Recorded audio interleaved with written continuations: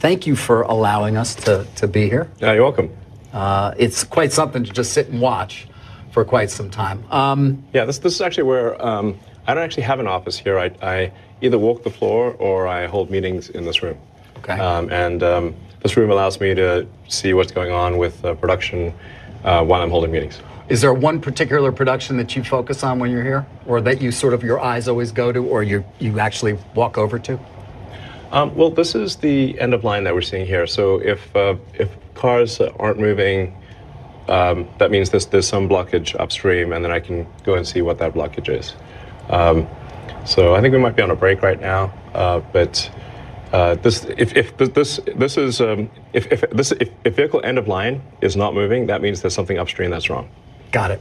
Well, it's been amazing just to walk around the facility a bit and get a sense for the size. All right, you just finished your annual meeting. You took a lot of questions from a very eager audience. I feel like most of it you've shared before, but there was some news, and I want to start there. Advertising. You got a big applause. You didn't sound like you were going to advertise that much, but you did at least seem to open the way to saying, okay, we might consider doing some advertising. Why? Well, I mean, I believe in listening to shareholders, and I actually was surprised by the level of enthusiasm for advertising, since we have not historically done that. But there perhaps is some good logic to it in that if we're simply sending out information via, say, the Tesla Twitter account or my Twitter account, we're somewhat preaching to the converted, and not reaching people that are not already convinced, essentially. So I think they probably have a good point. I think it's worth a try, and we'll see. We'll see how effective it is. Do you have any idea how you'd like to try it or what that would involve? Well, I mean, I have some general thoughts about advertising that if advertising is informative and entertaining, then it can start to approach content. So I think sometimes advertising is perhaps not informative, or perhaps in some cases a bit misleading. And in fact, we've lost some advertisers on Twitter because community notes applies to advertising too. And so if somebody advertises something that isn't that's perhaps a bit inaccurate, then it gets community noted, and then they get mad and stop advertising. But we care enough about the truth that we're willing to give up advertising dollars on Twitter, even if in order to have the least inaccurate source of information. And I want to talk about that, but I want to obviously spend some time on Tesla. Again, back to ads, though. I mean, am I going to start to see Tesla ads during the NFL broadcast on a given Sunday, Monday, Thursday? The NFL's always on. Well, bear in mind, I mean, I only just agreed to it, so it's not like I have a fully formed strategy. Okay. Well, how much time does go into when you think about these things? I mean, was it something you decided to do up on stage, or at least did you know coming in, I may, if this comes up, that I may go there? No, I mean, the questions are not scripted in any way. Right. So in that moment, you just said, all right, we'll do some ads. That's right. So we're only like 20 minutes later, and I'm asking you detailed questions. You don't have any answers, I guess. I'm not sure what the most effective thing is, except that, like I said, I believe that advertising should be informative about a product. It should be ideally aesthetically pleasing. It should be beautiful. It should have some artistic element to it, and it should be something that you don't regret watching after it's done. And I think if advertising fits those criteria, that it starts to approach content, and that you want advertising that is as close to content as possible, such that you don't regret the time you spent watching it. But you did say something as well, which is that you've been preaching to the converted. You mentioned a few statistics, for example, about safety, about price during the meeting that may not be fully understood by the general auto buying public at large. So a lot of people still think Teslas are super expensive because we did start out with an expensive sports car, then like a slightly less expensive sedan and SUV. But now we're at the point where the starting price of a Tesla is actually below the average selling price of a car in the United States. So Teslas are actually much more affordable than people realize. And so we should just make sure people at least know that. Right. And that Tesla is also the safest cars on the road in so many ways that people, actually a lot of people at Tesla don't even know. sort of the cabin overheat protection, for example, or the fact that we continuously update the automatic emergency braking software and the way the airbags deploy. So we look at an accident and we say, is there anything we could do from a software standpoint to improve the cars that are already on the road? And then what can we update in the design to improve safety? I think that the statistics speak for themselves. This is not simply a matter of opinion. It's statistically safer than anything else. You mentioned affordability. It's something you discussed during your meeting. You've also discussed it a bit on the earnings call recently as well, in relation to the Federal Reserve raising interest rates and obviously the monthly cost for a typical auto buyer. You think it's going to be a tough 12 months ahead. You've said that a few times. Yes, for everyone, not just Tesla. Understood. So it's, it's simply, you can think of raising the Fed rate as somewhat of a brake pedal on the economy. Frankly, it makes a lot of things more expensive. Certainly things that are bought with credit, but then it has downstream effects on even things that aren't bought with credit. So if the car payment or your home mortgage payment is absorbing more of your monthly budget, then you have less money to buy other things. So actually, it affects everything, even things that aren't bought on credit. So, and my concern with the way the Federal Reserve is making decisions is that they're just operating with too much latency. Basically, the data is somewhat stale. So the Federal Reserve was slow to raise interest rates, and now I think they are slow to they're going to be slow to lower them. That appears to be the case. Yeah, that may well be. We spent a lot of time talking about that, as you might imagine, on CNBC. Yes. Perhaps too much. But when it comes to latency, that takes me to pricing, because you've discussed the lack of latency in your own ability to understand exactly what's going on in the market for those cars, as opposed to many of the legacy and other competitors. We have real-time information on demand. So, so we know how many people placed an order for a Tesla yesterday. So the computer calculates that all, and literally every day we get an automated email to the exec staff that says how many people placed an order in which countries for which cars, and so we know what demand, we know what the orders were yesterday. And you don't want to overreact to these things, because sometimes you get like little dips for reasons that are hard to explain. Do you look at them every day? Yeah. But like I said, you don't want to overreact to if like a week is slow or something, you don't want to overreact to that. But if you look at the trend, say for over two week span or something like that, you can see that there's this for some reason the demand is less than it was, or it's higher. Do you adjust pricing to that? I mean, are you almost like an airline at this point in terms of kind of dynamic pricing model?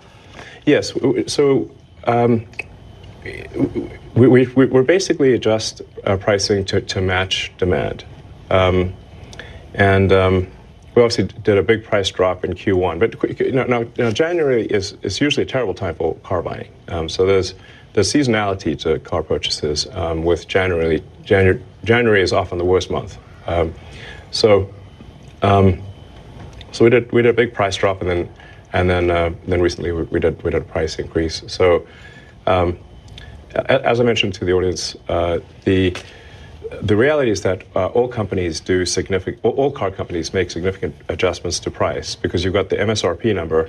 And then if demand is high, dealers will charge some premium over MSRP. If demand is lower, they will have manufacturer incentives. So you can actually see a very big difference over the course of, say, 6 months between the peak to trough of all cars. It's just that Tesla is so immediate and obvious and transparent. It's not a question of MSRP and then markups or discounts. Right. But after your last earnings, a lot of investors came away wanting to talk about your margins and wanting to talk about your pricing. In particular, I think, you talked about vehicle cost reduction. You sort of even said it's hard to explain the profundity of technically selling cars now for no profit and still yielding tremendous economics over time. Yes. I'd like you to explain a little bit more of what that means. You did a bit in the meeting as well. You're talking about sort of the move, I think, from manual to autonomous, and the value add that will come along with that. But explain to people why that's profound and why conceivably, not that you want to, you could sell automobiles now for no profit and still make enormous profit in the future. Tesla is the only car company selling cars where we believe the car is capable of achieving full autonomy with a software update. So the value of a fully autonomous car is, we think, perhaps 5 times more valuable than a non-autonomous car. Why? Well, the utility of a car, typically a passenger car, is going to be maybe 10 hours a week, maybe 12. If you say like somebody's going to drive an hour and a half a day on average, so maybe an hour commute per day and then an occasional long trip, but figure it's like 10, 12 hours a week is typical for a passenger vehicle. And then you also have a lot of costs associated with parking. You need a garage, or you've got to buy a parking space, or you've got to get a parking ticket at the mall. There's a lot of costs associated with cars. Now, if you've got a car that's autonomous, that can go around and essentially be like an autonomous Uber, the utility, I think, is going to be, well, it's going to be much higher, perhaps. And this again, there's so much speculative. I understand. We're talking about robo-taxis here, or at least what people have called, or you have called. Yeah, like an autonomous Uber is a way to think about it. So perhaps the utility then would be on the order of 50 hours a week. This is just a guess. Say there's 168 hours in a week, and probably, as a rough guess, an autonomous car will be able to be active instead of for 10 hours a week, probably in our view for about 50. But it's the same car, and it costs the same to build. I want to understand the business model a little bit, because I'm buying the car, and instead of it parking at my lot while I'm working, it goes off and picks people up and drops them off. Yes. Who's making the money from that? I assume that's the value add you're talking about. Is it a revenue share? Do you have this model sort of planned out specifically as how it would look? It's been in the Tesla terms and conditions for quite a long time. Oh, it has. So the owner of the car would make I don't know, some amount. Who knows what it would be, but perhaps it could be a 50-50 split or 70-30. I don't know, but the cars are if you buy a Tesla car, it can only be used in the Tesla network. It cannot be used in someone else's network. So that means that. If the car is able to be used 5 times as much, Tesla is likely to make basically 2 or 3 times the original value or sale value of the car in robotaxi revenue. Right. So this is gigantic. As I said to the audience, it'll be like selling cars for software margins, because in fact it is software. Right. Instead of effectively having, say, 25% margins, it might be 70% or more. I mean, the free cash flow associated with that is actually truly a staggering amount. The best analysis that I've seen thus far about this is from Kathy Wood's firm, ARK Invest. We know Kathy well. Yeah, she's great. Yep. I would assume you like her, obviously. She's been a huge proponent of your stock for many years. Was right, by the way, very early on. She was right. Yeah. I thought she was being optimistic, but she turned out to be, in fact, almost spot on. Yeah. And I am familiar somewhat with her analysis. What a lot of investors come back to, or everybody, is your promises of full autonomy. And you seem to be saying, again, it's close. You said it before, you know that. Yes, no, I mean... You said it in 19, I think about 20, and I've certainly been, I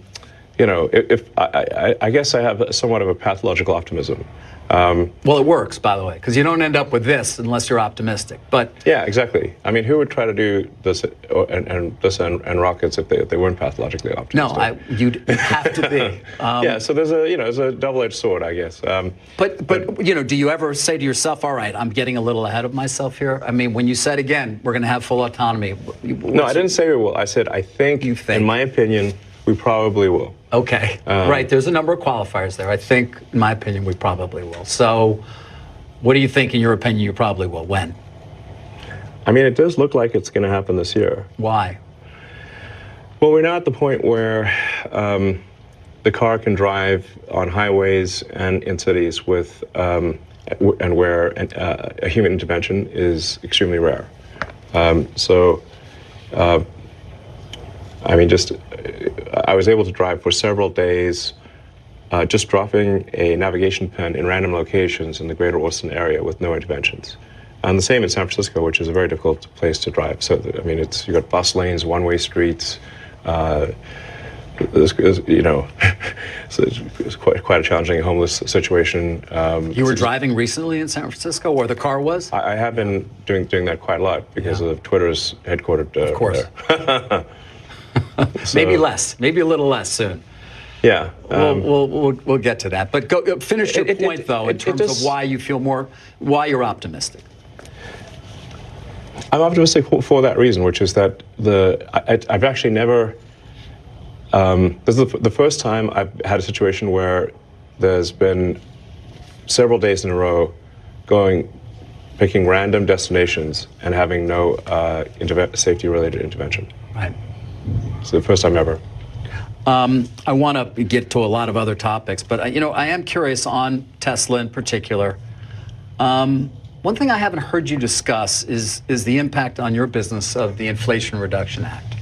At least I haven't heard it. Maybe you've discussed it. Adam Jonas, who follows your company at Morgan Stanley, said, "We believe the IRA is so advantageous to Tesla in terms of absolute dollars versus the legacy OEMs, it could equal as much as 45% of current earnings per share." Is the IRA going to be usually beneficial to your company? I'm not sure it's going to be that beneficial.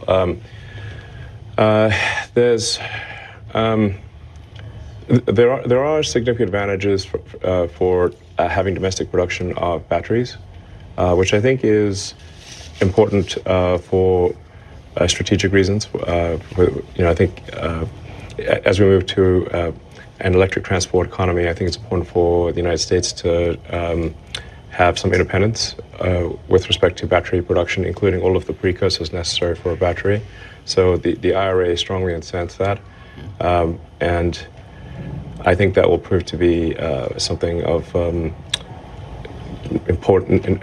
of national strategic importance in the future. So I'm not sure I would say it's as good as, say, a 45% increase in earnings per share, or 40%.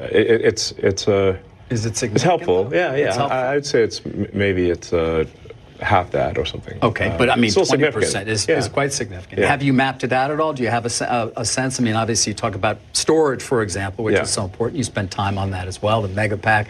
Is it beneficial in that particular area beyond, obviously, the credits, the tax credits that certain people get for buying a Tesla? Yeah, there's really two parts to the IRA. There's the incentive for battery manufacturing. And it's really quite a detailed, it's actually a very well-written bill in that it really makes sure that you can't game it.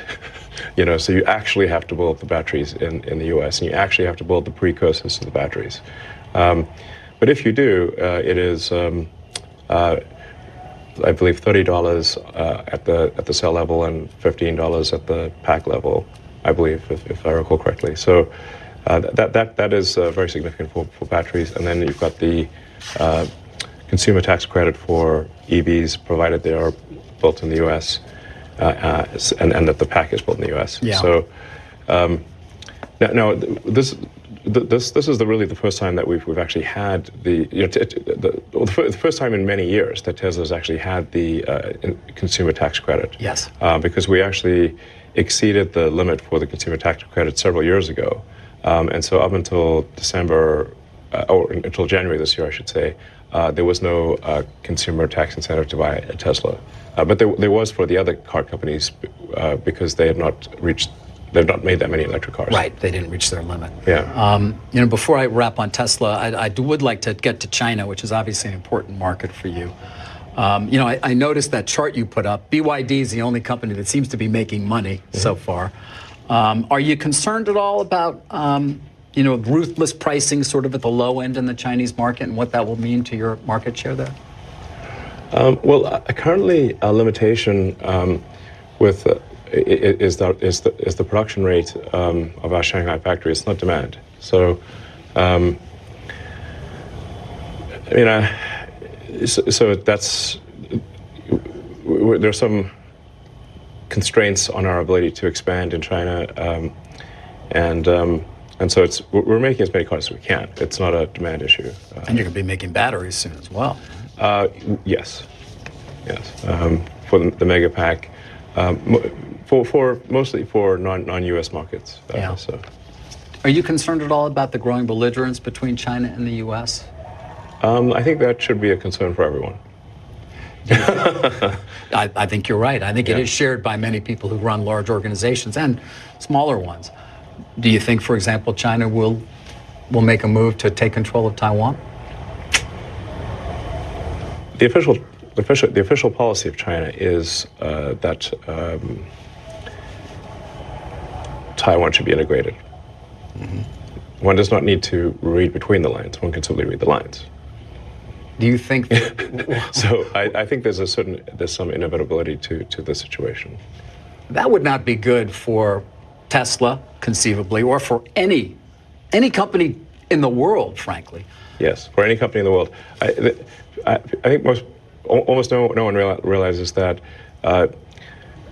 the Chinese economy and the rest of the global economy are like conjoined twins. It would be like trying to separate conjoined twins. That's the severity of the situation, and it's actually worse for a lot of other companies than it is for Tesla. I mean, I'm not sure where you're going to get an iPhone, for example. Apple's recently started doing some sort of small amount of production in India, but it's tiny compared to. It's tiny. Not to mention an advanced semiconductor chip if they take over Taiwan Semi.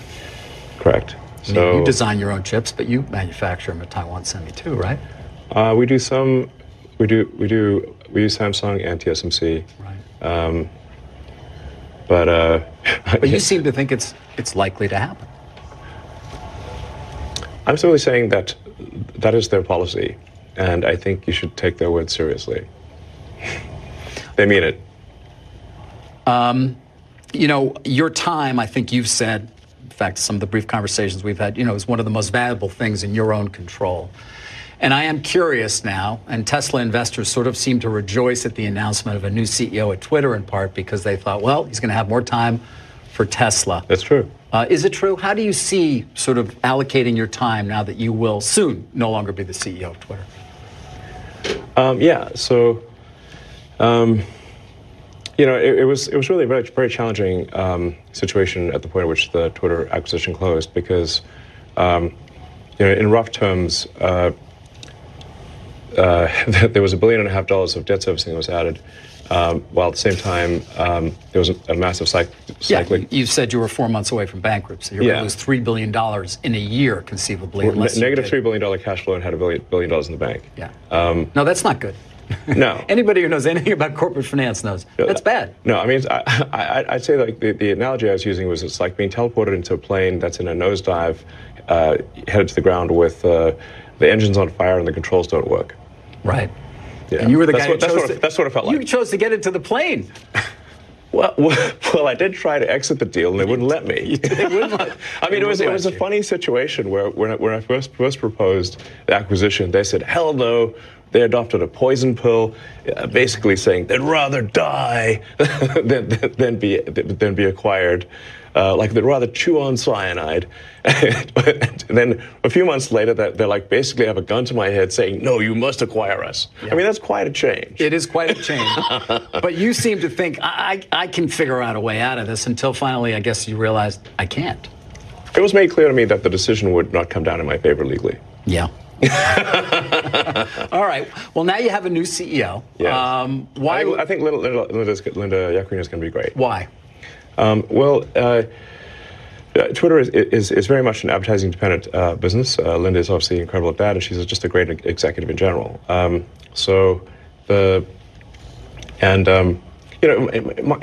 skills and interests are in technology.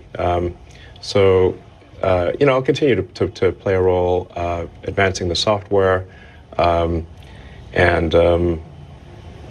getting the features and product stuff, basically. Right. So, I mean, the general idea is Linda will operate the company, and I will build products. Yeah. And I think that's a good. And that will take less of your time. Yeah, and I have that situation at SpaceX. Gwynne Shotwell, who's Right. amazing. Yep. Operates the company, and I work on the sort of advanced technology, Right. sort of designing the new rockets and that kind of thing. And that's everyone should play to their strengths, and that's mine. That's true. Although I wonder, in 2021, you said you spent most of your time on the development of Starship. I think Yes. you've also been quoted, I read, or I think I heard you say actually, most of your mental energy at certain points has been on Starship. Yes. So I wonder, have you been diverted from Starship a little bit and will return to it as the main focus, or is it Tesla? Again, your time, I know, having tried to schedule this interview with you. Time triage is a real thing for me. Yeah. In fact, I'd say that the only real currency is time. Time is the only true currency. So where are you going to spend the currency now that you don't have to spend as much at Twitter? Well, I'm going to be devoting a lot more time to Tesla, Okay. and especially on the AI development, and new product development. And then and I'll also be allocating some more time to getting Starship to orbit. In the case of SpaceX, what I was able to do there was to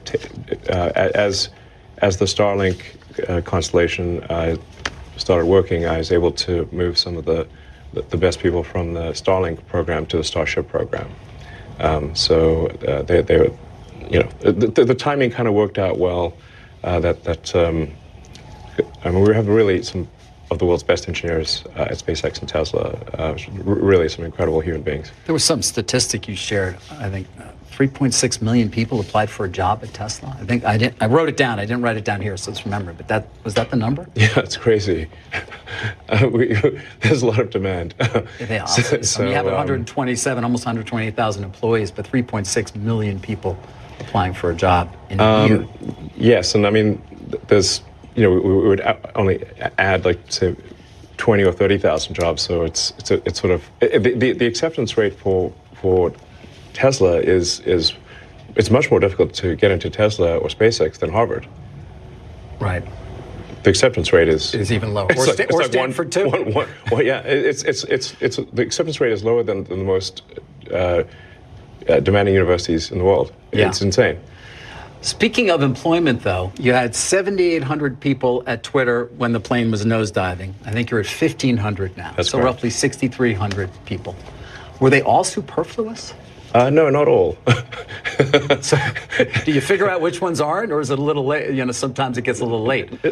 I mean, look, desperate times call for desperate measures. So there's no question that some of the people who were let go probably shouldn't have been let go because we simply did not have the time to figure out.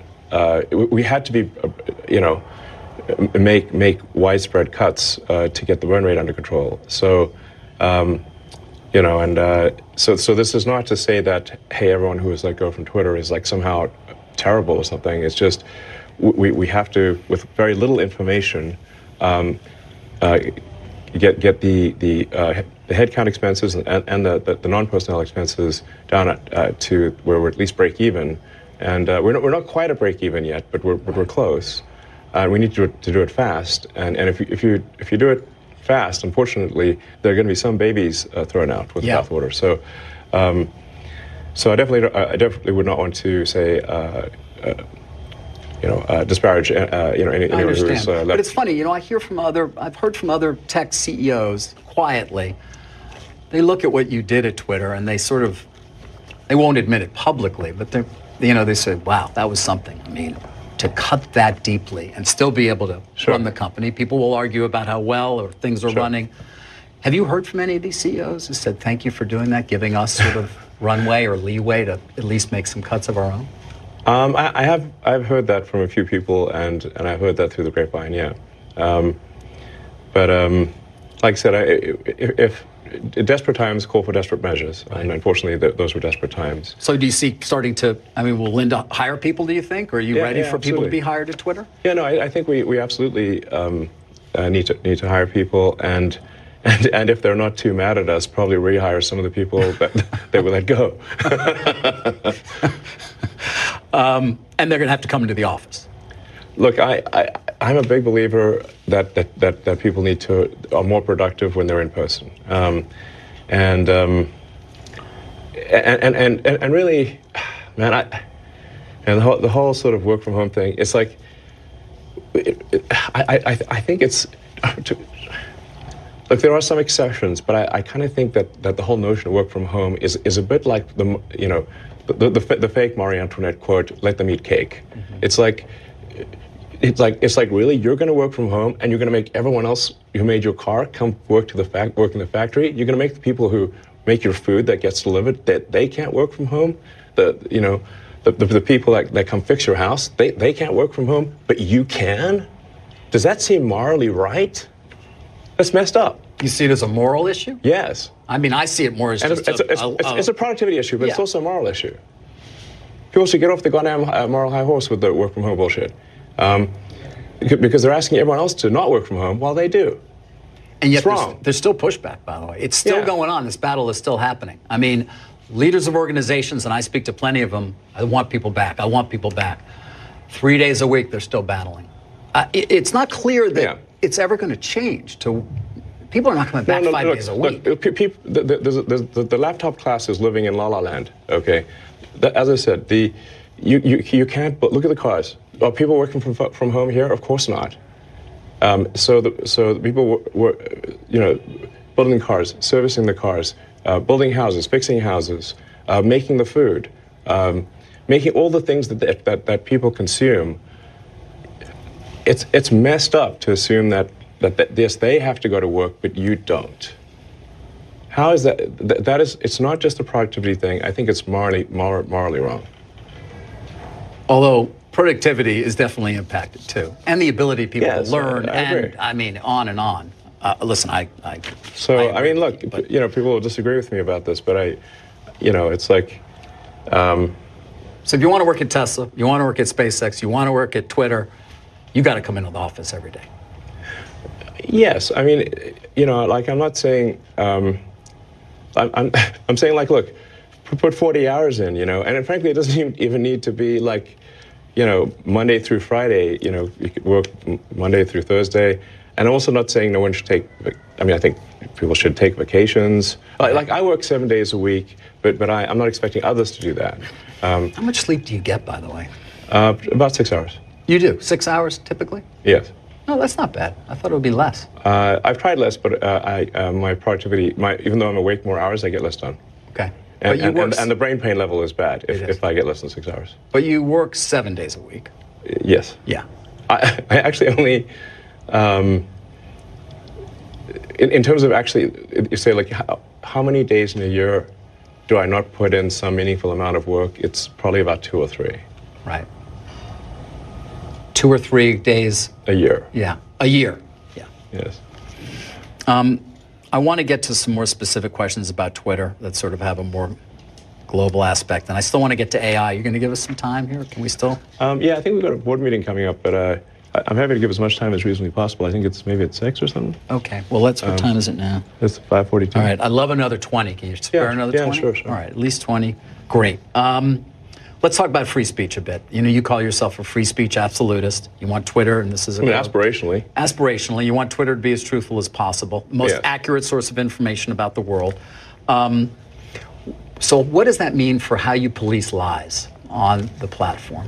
You mentioned community notes. Is that the extent of it? I think community notes, yeah. I mean, I'd say, so my overall kind of vision for X or Twitter is to be a cybernetic collective mind for humanity. This is going to sound quite esoteric and sci-fi, but in pursuit of that objective, you want to have information move quickly, have that information be accurate, and you want to have error correction on that information. So you can think of community notes as like an error correction on information in the network. And the effect of community notes is actually bigger than it would seem. It's bigger than the number of notes. Because if somebody knows that they're going to get noted, they are less likely to say something that is false because it's embarrassing to get community noted. Okay. But if somebody... and that applies even to advertisers, by the way. Right, we've lost thus so far $40 million in advertising because it was misleading, or because the community notes said it was? The community notes, they got two pretty big advertisers got community noted, and yes. I think on balance the community notes were correct, and I did say to those advertisers, look, just go on Twitter and provide some facts that contradict the community note. That's the way to deal with the community note, is to say is that the community note is saying that the ad is misleading for the following reasons. If you've got information that rebuts that note, then just add that to the ad. Okay. Well, we're coming up on an election. I mean, it's a ways away, but it's going to all start. Yeah. President Trump is allowed back on the platform. He hasn't actually come back. Right. But one would imagine if and when he does, or there are others who will say 2020 election was rigged. Is that something, I assume that's not something you believe? Well, I think the answer is nuanced. Like, do I believe Biden won? Yes, I believe he won. And you voted for him. I did, actually. Do you regret that? I mean, man, I wish we could have just a normal human being as president. That's what I want. I think if we could, you know, there's that old saying of like, we're better off being run by people picked at random from the phone book than the faculty of Harvard. Yeah. I don't know who said that, but it was someone very wise. And I would say if we could do that for the president, that would be great. You think that would be beneficial? So you're not, obviously you're not happy with Biden. Don't we all just want a normal human being to be whatever the president? That means, whatever, you know, I'm not even sure anymore what normal means. No, but I mean, like, you know, just, I don't know, just a... You want somebody who's competent. Yeah, that's helpful. Yes, I think definitely somebody's executive ability is underrated. Since the president is effectively the chief executive officer of the country, it actually matters if they're a good executive officer. Yeah. It's not simply a matter of do they share your beliefs, and you know, but are they good at getting things done? There's a lot of decisions that need to be made every day. Many of them are unrelated to moral beliefs. You know. Right. And you just want a good executive. Because they're CEO of America. They are. They are. We want a good CEO of America who's going to be an effective. Unfortunately, we live in highly partisan times where there is war about everything, including ideas, including the truth, which gets back to it's not true that the election in 2020 was rigged. It wasn't stolen. And I wonder on the platform, when you see that, does that end up in a community note, or is that something you take more action on? And obviously, that applies to so many. I mean, to be clear, I don't think it was a stolen election. But by the same token, if somebody's going to say that there was never any election fraud anywhere, this is obviously also false. Yeah. If 100 million people vote, the probability that the fraud is zero is zero. There's going to be, of course, there's always going to be some. A little. But is it going to, right? I mean, the tiniest bit, perhaps. I mean, this election was audited. It was so many judges. I mean, it went on and on and on, and there was nothing whatsoever that. I don't want to debate this with you. My question is more about. I think it's important to say, like, that in any given election, even if you try your hardest, if you've got 100 million votes, there's going to be some amount of fraud that is not zero, and that it's important to acknowledge that without saying that the fraud was of sufficient magnitude to change the outcome. Mm-hmm. So my opinion would be that there was some small amount of fraud, but it was not enough to change the outcome. Right, and by the way, it might have been either way. I mean, Yeah, there's probably a little bit of each way. But again, it's going to be, you're going to let people say that, though, on Twitter, and then you're going to hope that they're corrected. They will be corrected. They will be. Oh, yeah, 100%. Let's talk a bit about your tweets, because it comes up a lot. Even today, it came up in, anticipation of this. I mean, you do some tweets that seem to be, or at least give support to some who would call others conspiracy theories. Well, yes, but I mean, honestly, you know, some of these conspiracy theories have turned out to be true. Which ones? Well, like the Hunter Biden laptop. That's true. Yeah. Yeah. So, you know, that was a pretty big deal. There was Twitter and others engaged in active suppression of information that was relevant to the public. That's a terrible thing that happened. That's election interference. But how do you make a choice? You don't see, I mean, in terms of when you're going to engage. I mean, for example, even today, Elon, you tweeted this thing about George Soros. Well, I'm looking for it because I want to make sure I quote it properly. But I mean, you know what you wrote. But you basically. It reminds me of Magneto. It's just like, you know, calm down, people. This is not like made a federal case out of it. You also, you said he wants to erode the very fabric of civilization, and Soros hates humanity. Like, when you do something like that, do you? Yeah, I think that's true. That's my opinion. Okay, but why share it? Why share it? Especially, because, I mean, why share it when people who buy Teslas may not agree with you, advertisers on Twitter may not agree with you? Why not just say, hey, I think this. You can tell me. We can talk about it over there. You can tell your friends. But why share it widely? I mean, this is freedom of speech. I'm allowed to say what I want. You absolutely are. But I'm trying to understand why you do, because you have to know it's got a. It puts you in the middle of the partisan divide in the country. It makes you a lightning rod for criticism. I mean, do you like that? You know, people today are saying he's an anti-Semite. I don't think you are. No, I'm definitely. I'm like a pro-Semite, if anything. I believe that probably is the case. Yes. But why would you even introduce the idea then that would be the case? I mean, look, we don't want to make this a George Soros interview. No, God, no. I don't want to at all. But what I'm trying. Even came up though in the annual meeting. I mean, you know, do your tweets hurt the company? Are there Tesla owners who say, I don't agree with his political position because, and I know it because he shares so much of it? Or are there advertisers on Twitter that Linda Yaccarino will come and say, you got to stop, man. Or, you know, I can't get these ads because of some of the things you tweet.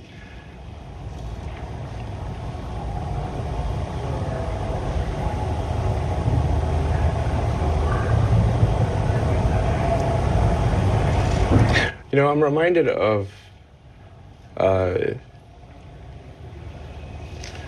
there's a scene in The Princess Bride. Great movie. Great movie. Where he confronts the person who killed his father. And he says,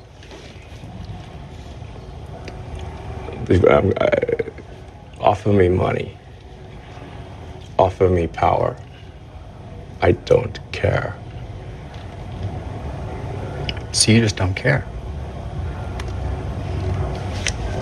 You want to share what you have to say. I'll say what I want to say, and if the consequence of that is losing money, so be it.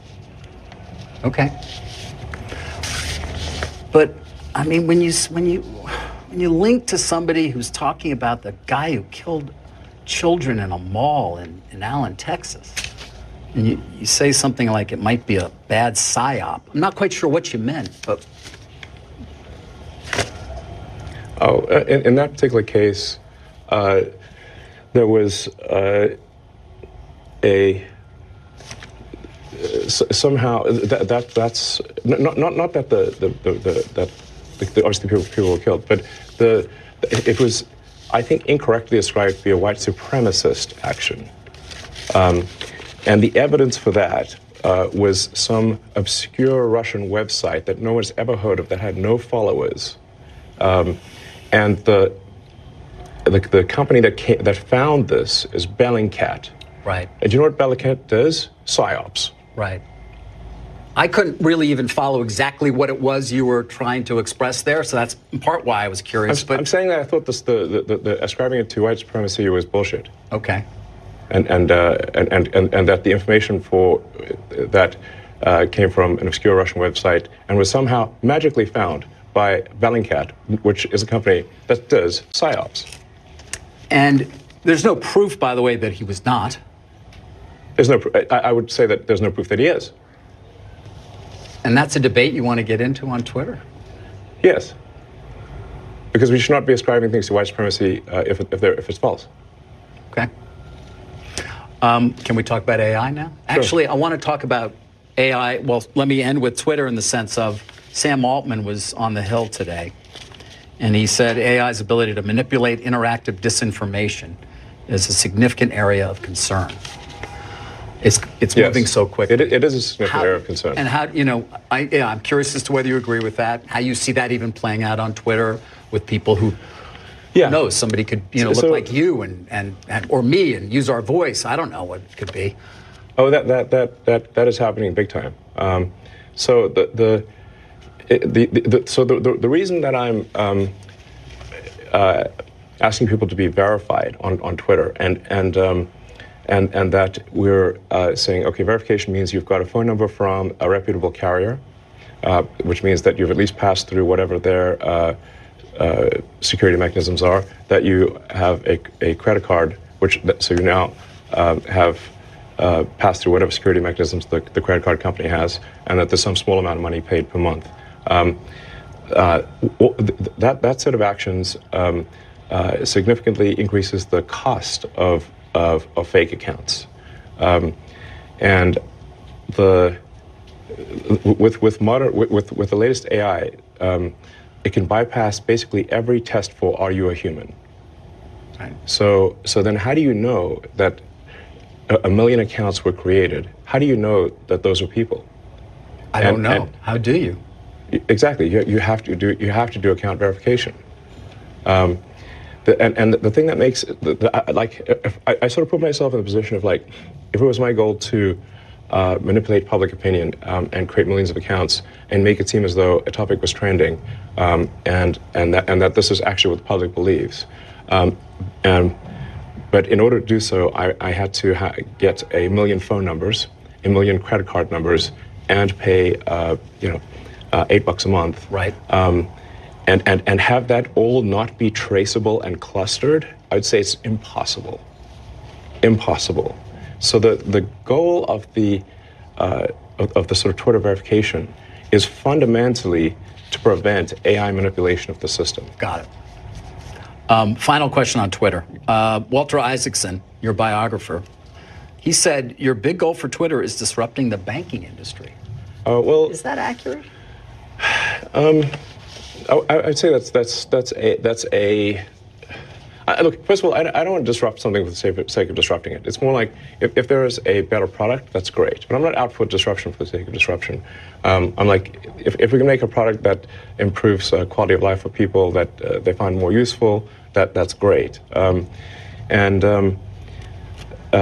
What people see in PayPal is sort of like a halfway.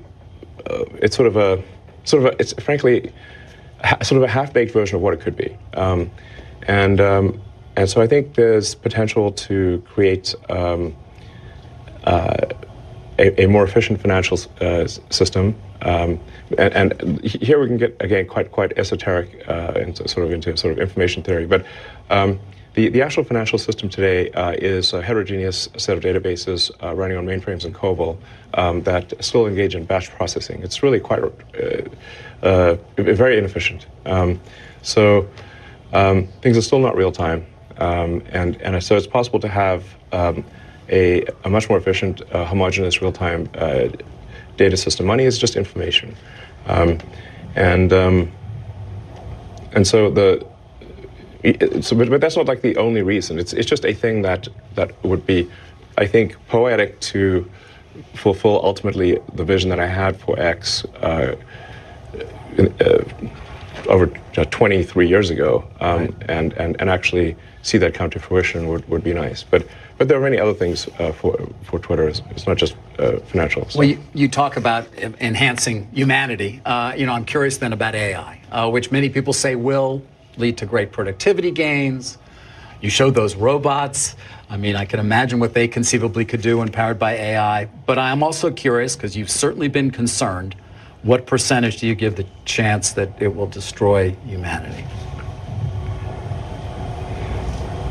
Well, the advent of artificial general intelligence is called a singularity because it is so hard to predict what will happen after that. I think it's very much a double-edged sword. I think there's a strong probability that it will make life much better, and that we'll have an age of abundance. and there's some chance that it goes wrong and destroys humanity. Hopefully that chance is small, but it's not zero. And so I think we want to take whatever actions we can think of to minimize the probability that AI goes wrong. And you've called for a pause, along with a number of other people. Yes, look, when I called for a friend of mine, Max Tegmark, is a physicist at MIT, wanted me to sign on to the letter. And it's like I knew it would be futile. It is futile. It's futile. I knew it would be futile. I just wanted to call it like it's one of those things, well, for the record, I recommended that we pause. Okay. Did I think there would be a pause? Absolutely not. But you're starting XAI, I think that's what you're calling it, or some new AI effort. How's it going to be different than OpenAI or Alphabet? This is not the time it's not. We don't have enough time, and nor is this the moment to really talk about it. Okay. We will have a launch event, and we'll explore the issues in more detail. But I should say that and I mentioned this at the shareholder meeting, that Tesla has actually tremendous capability in real-world AI. Yes. In fact, it is very far ahead of anyone. I know people actually on Twitter prior to our interview were saying, he never gets asked about how advanced his AI is at Tesla. You always talk about the other names. Tesla AI is, like I said, it's like, I'm not even sure who's second, frankly. Why is that? What are people not understanding about what you have, and why are we talking so much about ChatGPT and generative AI at OpenAI and what Microsoft's going to be able to do with it, and not about Tesla? I don't know. I mean, people do talk about it online. I think Tesla will have sort of a ChatGPT moment. Maybe if not this year, I'd say no later than next year. Wait, say that again. I'm sorry. You're going to have a sort of ChatGPT moment. Oh, you will. In terms of suddenly it will. Yeah, suddenly 3 million cars will be able to drive themselves with no one. Right. It goes back to that. Right. Yeah, and then 5 million cars, and then 10 million cars. So, and I would also say that if positions were reversed and say, well, in fact, the positions are reversed. For example, Google has Waymo, which is sort of attempting self-driving, and they are able to make self-driving work in a very limited geography with very tightly mapped streets. But as soon as anything goes wrong with those streets, like if there's an accident or a parade or road construction, it stops working. Basically, Google is unable to produce a generalized solution to self-driving that works anywhere. They've been trying to do that for a long time. They have been unsuccessful. Tesla basically has that and is far more advanced than Google. Yeah. And so if the positions were reversed and you said, okay, Tesla's got to produce a large language model that has output equal to or greater than ChatGPT, or Microsoft OpenAI has to do self-driving, and we flip the tasks, Tesla would win. You'd win. Yes. And you have the computing power and everything else you need to do it. Absolutely. I'm being told we don't have that much time. Can you give me another 5 minutes, or what do you think? Yeah, I think so. I do have a board meeting. I know. But 5 minutes is probably fine, sure. Okay, thank you.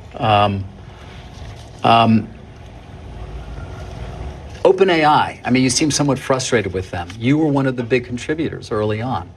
The reason I am the reason OpenAI exists. How much money did you give them? I'm not sure the exact number, but it's some number on the order of $50 million. Man, fate loves irony, next level. So I used to be close friends with Larry Page, and I would stay at his house, and we'd have these conversations long into the evening about AI, and I would be constantly urging him to be careful about the danger of AI, and he was really not concerned about the danger of AI and was quite cavalier about it, and at the time, Google, especially after their acquisition of DeepMind, had 3/4 of the world's AI talent. They had obviously a lot of computers and a lot of money, so it was a unipolar world for AI. And we've got a unipolar world, but the person who controls that does not, or at least did not seem to be concerned about AI safety. That sounded like a real problem. So, and then the final straw was Larry calling me a speciesist for being pro-human consciousness instead of machine consciousness. And I'm like, well, yes, I guess I am. I am a speciesist, So you helped to the creation of OpenAI. You put in as much as $50 million. More than helped. It wouldn't exist without me. It wouldn't exist without you. So I came up with a name. Right. The name OpenAI refers to open source. So the intent was, so what was the opposite? What's the opposite of Google? Would be an open source nonprofit, because Google is closed source for profit. And that profit motivation can be potentially dangerous. Should you have gotten governance for that money? Should you have gotten some level of control, perhaps, in retrospect? Yeah, I fully admit to being a huge idiot here. Anyway, so OpenAI was meant to be OpenAI, open as an open source. It was created as a 501c3. So part of it is also, in the beginning, I thought, look, this is probably a hopeless endeavor. How could we possibly compete with? How could OpenAI possibly compete with Google DeepMind? I mean, this seemed like an ant against an elephant, which is not a contest. And I was also, I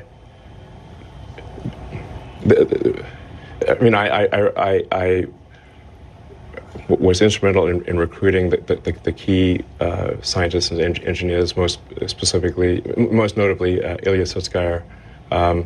In fact, Ilya went back and forth several times because he would say he's going to join OpenAI, then Demis would convince him not to, then I would convince him to do so, and this went back and forth several times, and ultimately he decided to join OpenAI, and really Ilya joining was the linchpin for OpenAI being ultimately successful. So you're very disappointed in what's happened there in terms of it becoming a for-profit.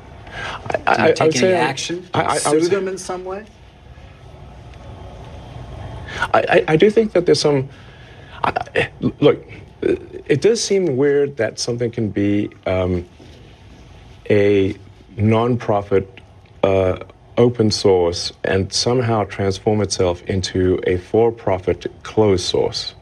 I mean, this would be like let's say you funded an organization to save the Amazon rainforest, and instead they became a lumber company and chopped down the forest and sold it for money. And you'd be therefore like, well, wait a second, that's the exact opposite of what I gave the money for. Yeah. Is that legal? That doesn't seem legal. And if it is, and in general, if it is legal to start a company as a nonprofit and then take the IP and transfer it to a for-profit that then makes tons of money, shouldn't everyone start? Shouldn't that be the default? Right. And then I also think it's important to understand the when push comes to shove, let's say they do create some digital superintelligence, almost godlike intelligence. Well, who's in control? Yeah. And what exactly is the relationship between OpenAI and Microsoft? And I do worry that Microsoft actually may be more in control than, say, the leadership team at OpenAI realizes. I mean, Microsoft, as part of the Microsoft investment, they have rights to all of the software, all of the model weights, and everything necessary to run the inference system. So they essentially have a great deal of control. At any point, Microsoft could cut off OpenAI. Elon, I'm being told we have to wrap up. Your board has been very Sure. patient. I want to end on one AI question. You have a lot of kids. I have some kids. I have one who's actually soon to go into the workforce. I struggle with how to advise him about a career when this technology exists and will only improve. I'm just curious, when you think about advising your children on a career with so much that is changing, what do you tell them is going to be of value?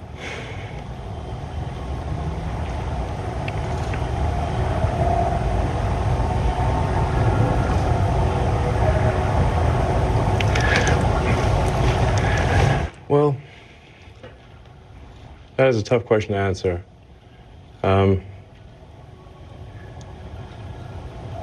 I guess I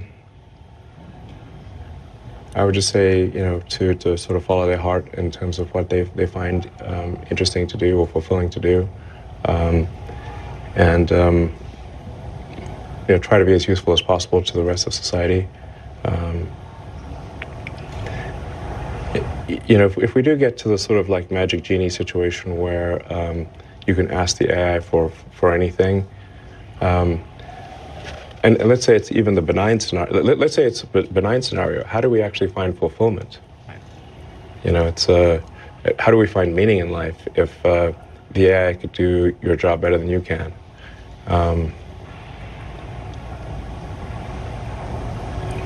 I mean, if I think about it too hard, frankly, it can be dispiriting and demotivating. Because, I mean, I go through.